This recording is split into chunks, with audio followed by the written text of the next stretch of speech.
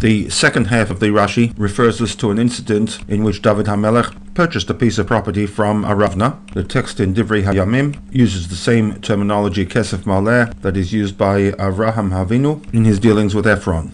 To this we asked two questions. Firstly, while the pasuk in Divrei Hayamim demonstrates that the term Maleh can be applied to Kesef, it does nothing for us in broadening our understanding of the Kesef Maleh used in connection to Avraham. And secondly, the way Rashi introduces this information is problematic.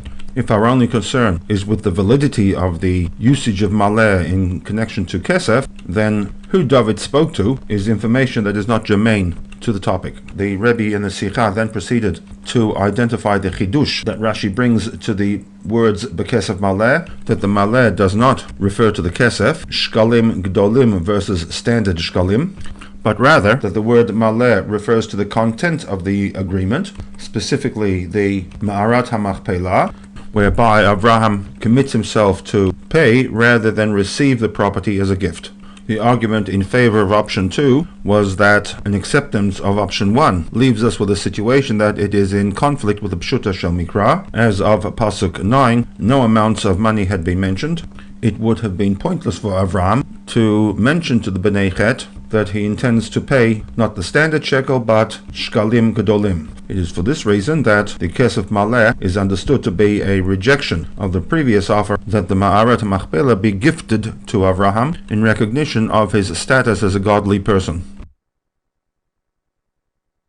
If one attempts to reconstruct the storyline as viewed through the eyes of Rashi, this is what we have.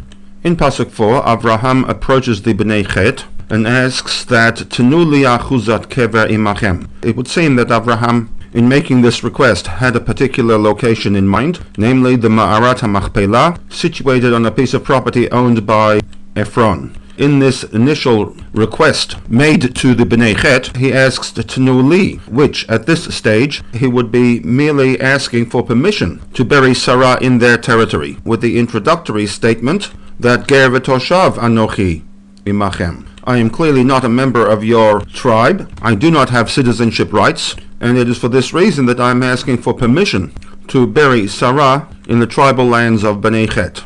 The response is that in light of the fact that Nisi Elohim Ata B'tochenu, we recognize the fact that you are a man of God, therefore we have no objection to granting your request to bury your dead in our tribal lands. It should be noted that according to this scenario, Avraham has not raised the issue of money, which given the circumstances would have been quite premature. Once the permission has been granted, Avraham identifies the property in which he is interested, the Ma'arat HaMachpelah, located in the field owned by Ephron, asking them to negotiate on his behalf that V'yitein li, to transfer the ownership of that property to me, i.e. Avraham, and it is here that he makes the commitment that Bekesef Maleh yitenenu li b'tochechem, that he is quite willing to pay for the property, which according to Rashi, the Maleh refers to the property and the Kesef to standard shkalim.